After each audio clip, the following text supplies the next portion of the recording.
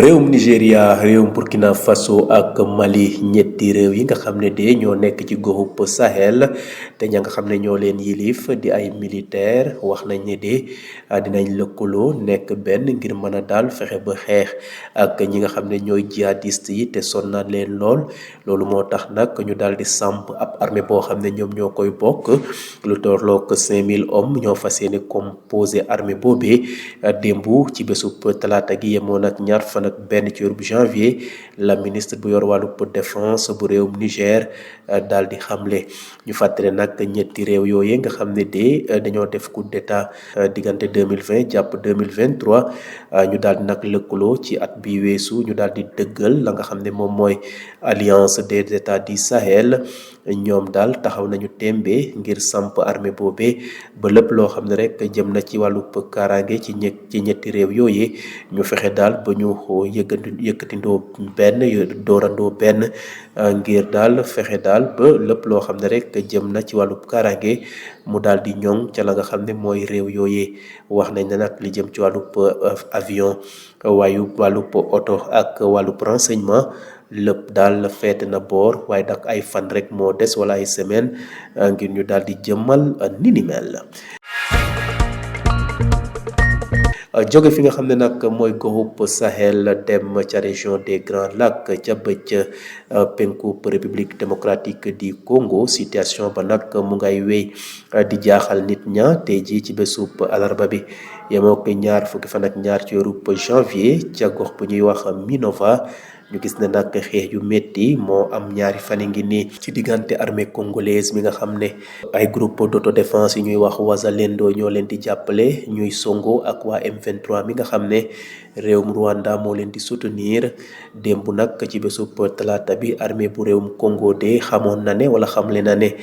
combattant yu M23 jot nañu nag am jéego yu am solo ca fa nga xam ne mooy province bu Sud Kivu ba tax na nag xeex yu métti yooyu tax na daal bu askan ba ñenn ci ñoom ñi nga xam ne ñoo nekk ci ville yi ñuy wax Minova ak Bwere Mana daal dinañu daw dem làkkatu ca fa nga xam ne moom mooy Goma. jeexale xibaaru bitim réew yi ca fa nga xam ne moom mooy Moyen-Orient ka nga xam ne moo nekkoon njiitu réewum Syrie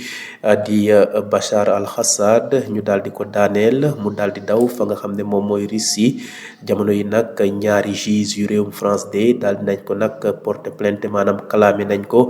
la tax ñu clamé ko daal dañoo wax ne ci atum 2017 moom moo joxe woon ndigal ñu daal di bombarder ville bu ñuy wax Deir ez-Zor te bërëb ba ñu bombardé daal ay civil ñoo fa nekkoon te mu nekkoon nag ca bëj Saloum jàpp bëj sowup Syrie te régime up Damas moo defoon ni mel ñu gis ne nag lii de mooy ñaareelu mandat d'arrêt ba nga xam ne jooyal nañ ko jëmale ko ci ki nga xam ne mooy Bachar al-Assad te ñi nga xam ne nag ñooy juge yi nekk ci pôle crime contre l'humanité ca tribunal judiciaire bu Paris ñoo def ni mel. wax nañ ne nag ñoom dinañ dem ba daal di am ndam ca la nga xam ne moo jëm ci kalaami boobee ñu fàtte nag Bachar al-Assad nguuram daal mu ngi nermeelu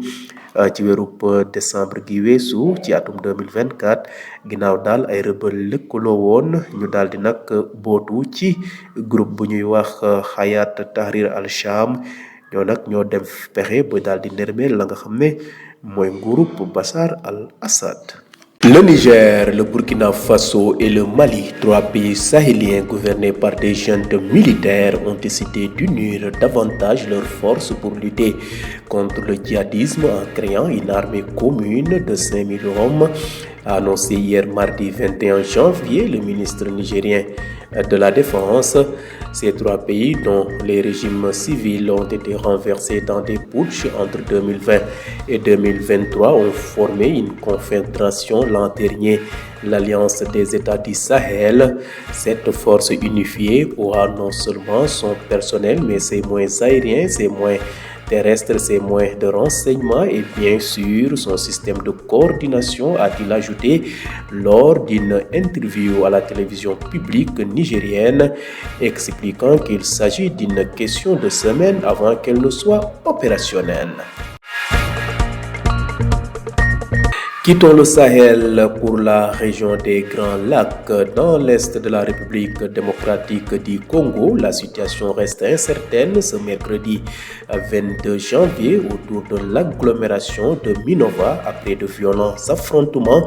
depuis 2 jours entre l'armée congolaise appuyée par les Wazalendo et les rebelles du M23 soutenus par le Rwanda. Hier mardi, l'armée congolaise a reconnu une percée des combattants du M23 dans la province du sud de Kivu. Cette avancée a d'ailleurs conduit à un déplacement massif de la population des cités de Minova et Beweramana qui a fui vers la ville de Goma. Bouclons ce rapide survol de l'actualité internationale au Moyen-Orient où le président syrien déchu Bachar al-Assad, réfugié en Russie, est visé par un nouveau mandat d'arrêt pour complicité de crimes de guerre émis par deux juges françaises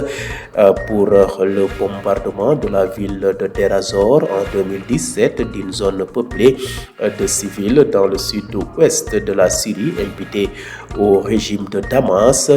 Il s'agit du deuxième mandat d'arrêt émis par des juges du pôle crime contre l'humanité du tribunal judiciaire de Paris visant l'ancien dictateur renversé début décembre 2024 par la coalition rebelle dominée par le groupe islamiste Hayat Tahrir al-Sham.